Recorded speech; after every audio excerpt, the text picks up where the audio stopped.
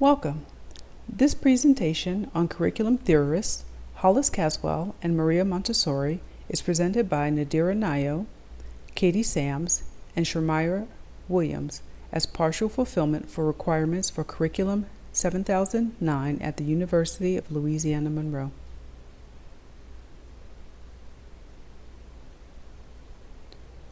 Through this presentation, we intend to provide an overview of the work and influences of Hollis Caswell and Maria Montessori, as well as introduce the audience to their key contributions to the field of education.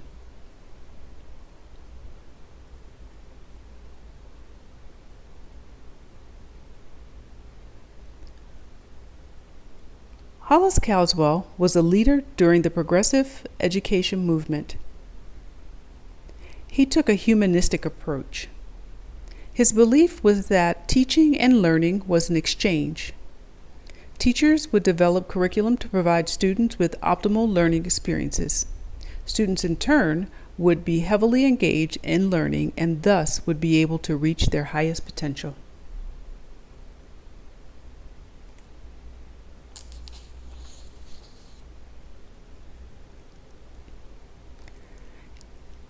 Caswell was a prolific writer. This timeline displays a small fraction of his accomplishments. Born in rural Kansas to descendants of homesteaders, Caswell attended Kansas State University and transferred to the University of Nebraska, where he earned his bachelor's degree. His first love was to enter into the field of law. However, after being appointed principal at age 21, education became his calling. He became superintendent of schools in Syracuse, Nebraska, only after 2 years as a principal. He attended Teachers College in New York, where he earned both his master's and doctorate degrees. After a professorship in Nashville, Tennessee, Caswell would return to Teachers College to become head of curriculum and teaching in 1938, and eventually its president from 1954 to 1962. Some of Caswell's works include Education in Middle School, Program Making in Small Elementary Schools, American High School, Its Responsibility and Opportunity, and How Firm a Foundation. These were findings based on his studies of various educational systems, among many other journal articles. One of his most notable works was Curriculum Development, co-published with Doak Campbell in 1935, which presented theoretical and practical aspects of various phases in curriculum development.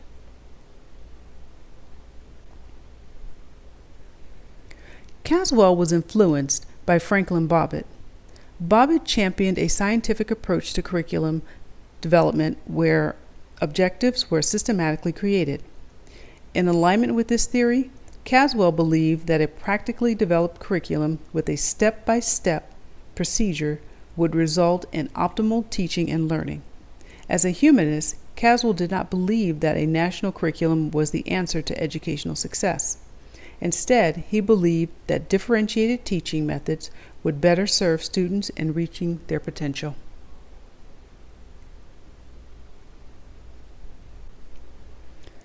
Caswell might be thought of as the forerunner of the process of curriculum specialists. His work with the state of Virginia to revise its curriculum was groundbreaking. Over 15,000 teachers statewide were enlisted over the course of several years to modernize the curriculum. Working in collaborative teams, teachers, administrators, scholars, and community members were able to revise the elementary course of study, which had an 85% implementation rate. During this time period, at least 31 other states began revision of their curriculums, and Caswell's methods were employed.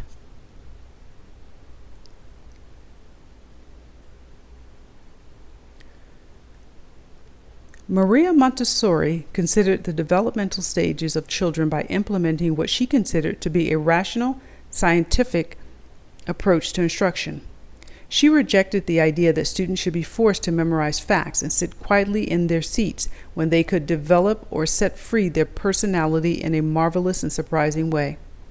Although she is named a child-centered progressive, she was more focused on the cognitive development idea that all children learn and develop at different rates. She believed in a structured classroom rather than free play or child-centered, where students' interests were paramount, as attached to appropriate learning experiences focused on the sensory side of learning, looking and listening, which she saw as the first phases of intellectual development.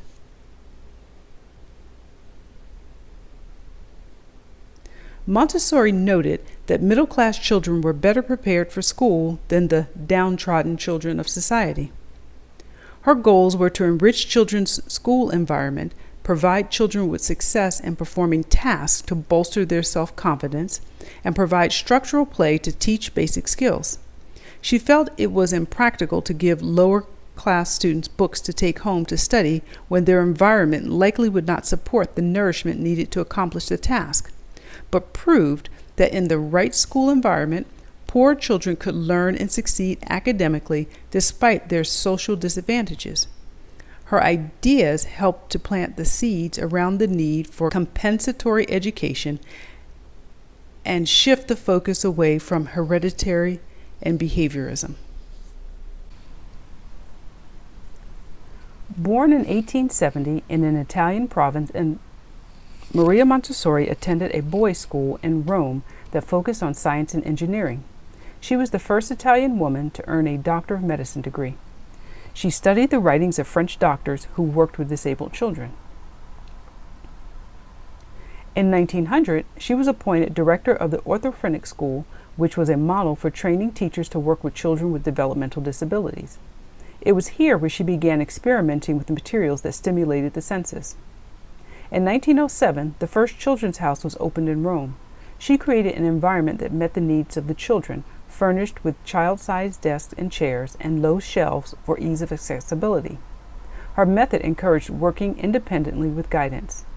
It was in 1909 when she began officially training in the Montessori method, along with the publication of her book.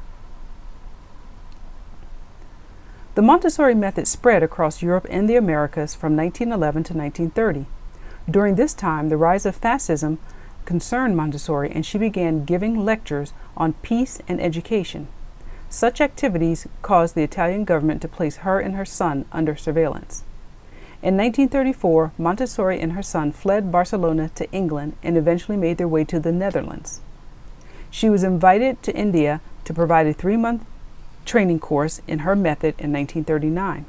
However, when Italy entered the war on the side of Germany, Montessori and her son were detained by the British government. They were eventually released, but not allowed to leave the country until the end of the war. In 1952, Montessori died at the age of 82 in the Netherlands. Her work, methods, and influence continue worldwide today. What would the conversation be like between these two theorists? Let's take a listen. Dr. Montessori, what do you believe is the purpose of curriculum? Truly, the curriculum should allow all students to find and reach their full personal and academic potential despite their social class or environmental difficulties. It should increase the growth and development of every child in every way, cognitively, psychologically, socially, physically, and academically. I would agree with that perspective and add that any curriculum must be full of learning experiences for students to allow for the type of growth of which you speak. Furthermore, these experiences must be based on student needs and interest, or it simply will not have the desired results. I couldn't agree more. Students must have sensory experiences if they are to grasp the basic skills that they need to learn. Of course, they also need to be allowed to explore their interests in depth. When a student is truly engaged, the teacher should feel that the students are working as though she or he does not exist. You make an excellent point about curriculum instruction. The basics are clearly important and all subjects have value. But for me, I have found that I prefer to focus on helping teachers better their instruction regardless of the subjects being taught. I often ask myself how teachers can coordinate their instructional activities with the subject at hand while also meeting students' needs and interests. I understand your perspective, but I feel it is too focused on teacher actions rather than student behavior. The teacher should merely be a guide who roams around in the background of independent student learning. The teacher will make slight adjustments to the classroom environment day by day to encourage students to trust themselves as learners and continue their learning journey in confidence. If you really believe that to be true, how will you know if you are successful? How will you know if your curriculum or your methods have worked? At least with my focus on creating better prepared teachers, I can be assured that students are receiving excellent experiences with which they might acquire knowledge because they have teachers who are equipped to give students those opportunities. In fact, we make sure that curriculum specialists, the best of the best, assist in this endeavor. Student growth could be measured subjectively, objectively, through standardized tests or project-based learning, and my methods would prove viable each and every time. How can student success be achieved without a teacher at the forefront of scientific steps of development, organization, instruction, and evaluation? There must be a scope and sequence. Actually, I allow students to progress according to whatever stage of development they are currently in. I have taken children in poverty who no one believed could learn and have seen them achieve the same scores on state exams as students who were of the middle and upper class. I have written many books on the subject and have adjusted my methods over the years as I learn from the results of these applications. I truly cannot say whose approach is better, yours or mine. However, I would like to end this conversation by mentioning that both Jeff Bezos and Beyoncé attended Montessori schools. So clearly, As you can tell, Caswell and Montessori agreed upon some basic principles such as curriculum's purpose and the student learning experiences being an essential part of the curriculum. The two diverge, however, on how the curriculum is selected. Caswell supports a systematic approach to curriculum with a well-developed planned scope and sequence, whereas Montessori believes in a developmental approach that is driven by exploratory measures. For Montessori, teachers are guides for students, but for Caswell, educators are the ultimate authority on what constitutes knowledge worth teaching. This ends our presentation on Hollis Caswell and Maria Montessori.